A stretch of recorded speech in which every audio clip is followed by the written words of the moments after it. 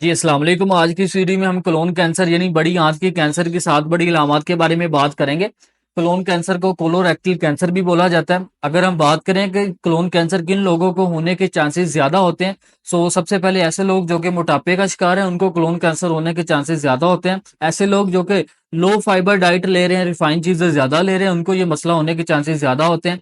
ऐसे लोग जिनकी हिस्ट्री में कोलोन के कुछ इश्यूज चल रहे हैं, कोलोन डिजीजेस चल रही हैं, उनको कोलोन कैंसर होने के चांसेस ज्यादा होते हैं। उसके अलावा ऐसे लोग जो कि डायबिटीज टाइप 2 का शिकार है, उनको ये कोलोन कैंसर होने के चांसेस ज्यादा होते हैं। ऐसे लोग जो कि शुगर का इस्तेमाल ज्यादा करते हैं, रिफाइंड शुगर का इस्तेमाल ज्यादा करते हैं, क्योंकि जो कैंसर के सेल्स होते हैं उनकी जो पसंदीदा खुराक होती है वो शुगर होती है। तो ऐसे लोग जो कि शुगर का इस्तेमाल ज्यादा करते हैं उनको कोलोन कैंसर होने के चांसेस ज्यादा होते हैं।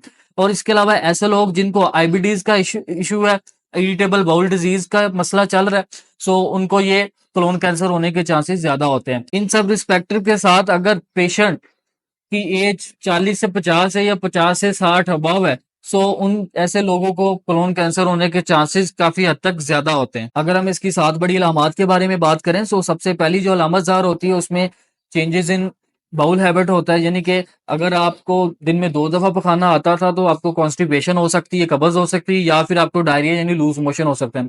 अगर हम इसकी दूसरी अलामत के बारे में बात करें, तो इसमें जो हमारा स्टूल होता है उसकी शेप चेंज हो जाती है। उसकी वजह क्या होती है, जो वे होता है स्टूल आने का, उसमें कहीं ना कहीं ट्यूमर ग्रो कर रहा होता है, नाली तंग हो जाती है, जिसकी वजह से पखाना बहुत पतला आता है, लाइक एज पेंसिल की तरह का। अगर हम इसकी तीसरी अलामत के बारे में बात करें, सो ब्लड इन स्टूल होता है, यानी कि जो पखाना होता है उसमें ब्लीडिंग होना शुरू हो जाती है। इसके अलावा जो इसकी चौथी अलामत होती है उसमें ब्लीडिंग इन रेक्टल होता है। मगर जो रेक्टल से ब्लीडिंग हो रही होती है, इसकी और भी वजूहत हो सकती हैं, लाइक एज हिमोराइड हो सकते हैं, एनल फिशर हो सकता है, पेप्टिक अल्सर हो सकता है, ये आईबीडीज हो सकता है। ये भी ऐसी बीमारियां जिनमें रेक्टल से ब्लीडिंग होती है। अगर हम इसकी पांचवी अलामत के बारे में बात करें, सो एब्डोमिनल, इसमें पेन होती है, ब्लॉटिंग होती है, गैस का मसला रहता है। मगर ये भी एक ऐसी अलामत है जो कि मुख्तलिफ बीमारी में जाहिर होती है। अगर हम इसकी छठी अलामत के बारे में बात करें, सो उसमें वेट लॉस होता है, सडनली वेट लॉस होता रहता है। उसमें पेशेंट का जो वजन होता है बहुत हद तक कम होना शुरू हो जाता है। अगर हम इसकी सातवीं अलामत के बारे में बात करें, सो उसमें अनीमिया आ जाता है, पेशेंट के अंदर खून की कमी बहुत हद तक होना शुरू हो जाती है। अच्छा जी, ये जो 7 बड़ी अलामत है ये कोलोन कैंसर के हवाले से भी हो सकती है, मगर ये स्पेसिफिक कोलोन कैंसर के हवाले से नहीं है। इस मैंने जो वीडियो में बीमारियां मेंशन की हैं उनके हवाले से भी हो सकती हैं।